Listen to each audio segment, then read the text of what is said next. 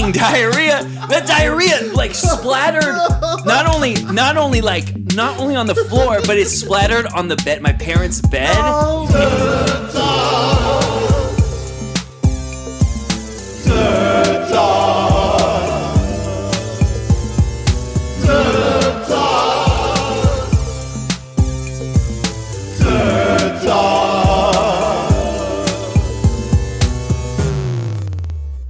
Turd Talks. All right, here we are. Welcome to a very special edition of Turd Talks. Great. I am Dr. Dude. You know, I always say we've got special guests, but today is a very special guest. Extra special, huh? Today is super extra special. This is the man, David J. Novi Split. He is the original genesis of where Turd Talks came from.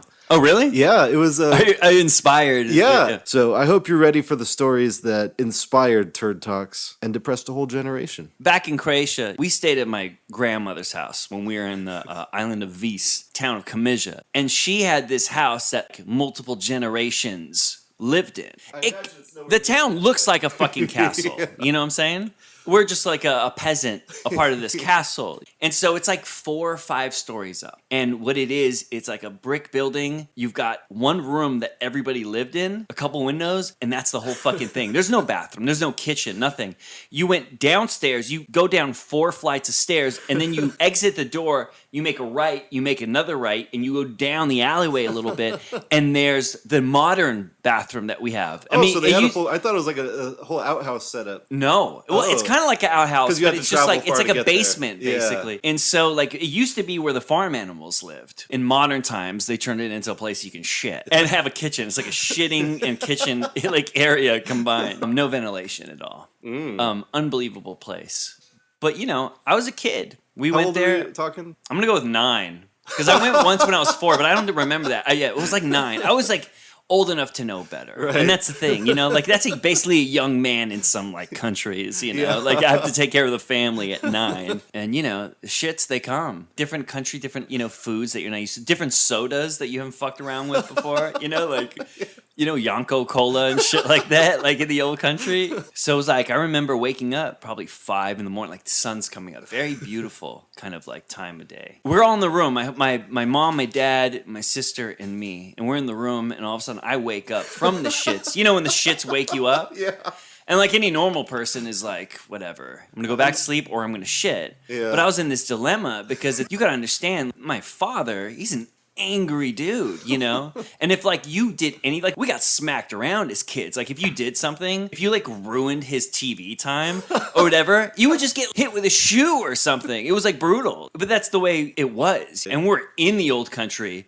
And there's no laws to protect children. You don't have those American rules here. Yeah, so I'm not waking up anybody. We're all in the same room. Like, imagine me, 9 years old, waking up. I gotta take a shit, and the alternative is to wake up my parents and ask them to go down 4 flights of fucking stairs around the corner just so I could take a shit. And so it wasn't happening. I'm like, I'm gonna go back to bed. That's what I'm gonna do. I'm gonna lay here and go to sleep, and everything's gonna work itself out. Because that's what they would have told you to do. Go back to sleep. Go back to sleep. But I was like, you know, I was turning into a man at 9. I thought, I'm gonna deal with this myself. I'm not going to bother anybody. And so I went back to bed and I couldn't sleep, and it was getting worse and worse and worse. And I had to shit and I had to shit. And it came to a point where like it was critical. I couldn't wake anybody up at this point because I couldn't make it. I knew that. Even as a young man, it's like the first time you come. Like you don't know what's going to happen, but you know something something's about to happen. Yeah, you have this instinct of like, oh, shit's about to go down. Like I rubbed my dick for years, but like never to the point to like excess like that. But something in me clicked, and I'm like, I'm going all the way with this one. And the same thing happened as a young man with shitting. I was sitting there like, oh, we got to come up with a plan. And it was just me and myself in that room. And I was faced with that problem for the first time. So I thought to myself, here's the deal. 4 stories up. I look out the window, and the next house is like 2 stories down. And you can see into it because the roof is all caved in. Because this is like, you know, decrepit houses all around. It's like decrepit stone houses that people throw trash in and shit. So I'm looking and I'm like, that's the ticket. Like, that's what's going to happen. Like, I'm going to wrap my shit up, and then I'm going to fucking just throw it into this, like, into the roof of this other house. That'll be the rest of the deal. Turd Talks. Turd Talks. Turd Talks. Turd Talks. Talks. That plan informed me for the rest of my life. There are times in my life in a forest or something with a bunch of people and we're all drinking and I'm like, hey, I'm gonna go see what's over there. And then you come back without a sock. Yeah. You know what's up. You know what I mean? Like you just do things sometimes. And my little brain was, yeah, I'm gonna fucking wrap my shit up. So I was looking, I'm in a sleeping bag. I got my tighty whities and that's my only thing I have is these fucking tighty whities. So I'm like, okay, take them off and lay them down on the bed. I'm just gonna shit right into So you them. hadn't shit yet? No. So you didn't shit your pants? You were preparing? I'm preparing. Like, I'm like, Wow, I gotta that's do pretty something good. with it because if I shit my pants, I'm gonna get beat. Yeah. That's like, that's a beating waiting to happen. So I gotta just get rid of the evidence. I gotta fling the condom out the window. I don't know if you've ever done that, but like, it's like a natural instinct I have to get rid of like the things that come out of my body. Yeah. And so I pull the tighty whities down. I'm like, I'm just gonna shit in these. I'm gonna wrap it up how a stork brings a baby, you know? And I'm gonna lob it out there. And so that's what I did. I went down there and I shat in them. It made a like soft serve kind of pile into it and it fit perfectly. And I was like, well, I gotta get rid of them quick. That's a pretty small target too, like the little kid underpants. Yeah, That's a pretty small I was crouched. I was like, there must have been an inch between us.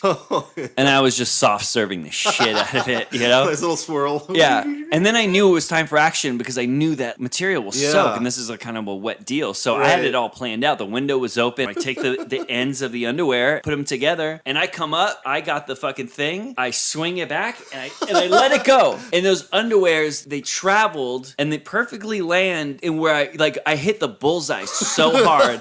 And I was like, I'm on fire. Like I just solved my own problems. Like this was a big deal for me. I wasn't prepared for the fact that tighty whities also have a dick hole, and that dick hole done opened up. And when I swung back, that fucking diarrhea like splattered not only on the floor, but it splattered on the bed, my parents' bed, and like a little bit of the wall. But there was like it definitely like somebody. Nice little line. Yeah, just a line of fucking diarrhea. Because I remember when I threw it, I was like, it just felt a little lighter.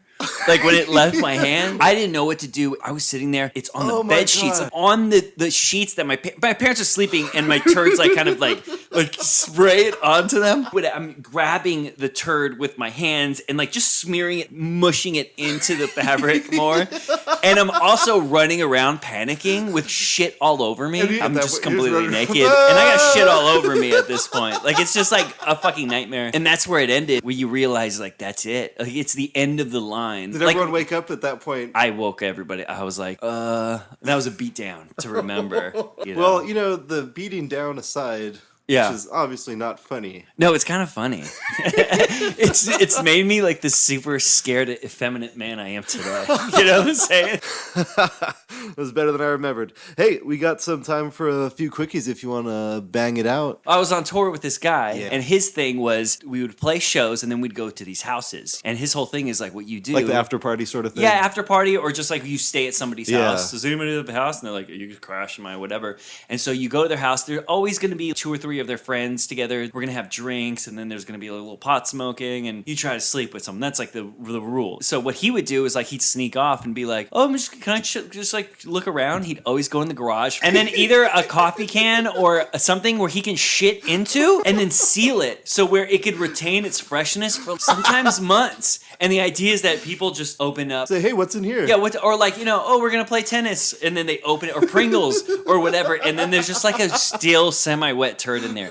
That's the whole story. But like, that's what he did, Another guy I knew sent his shit to his friend in a box, like as a present. Yeah, like in the mail. He just sent a log. That was exciting. And then my friend Bjorn, who just moved back in town, he moved to Arizona when we were in the 8th grade. He left as the new people were moving in. They were moving out, and he called me. He's like, "Yeah, I left it. I just took a big dump, and then I just left it." And I don't know why he did it, but it was like one of those things of this hatred of where he was going in his life. Yeah, a little piece of him was left there. Well, there you have it, folks. I know he's got a ton more hidden in that big, beautiful brain of his, so we'll have to have him come back and regale us a bit more later. In the meantime, if you guys have any ideas or sexual fantasies you want to relay, go ahead and email us at turdtalks@gmail.com. We're also on other platforms if you can sniff it out. In the meantime, for David J., I am Dr. Dude. I hope you get home safe, baby.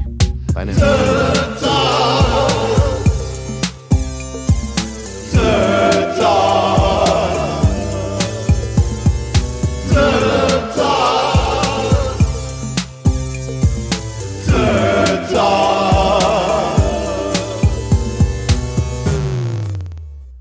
Turd Talks.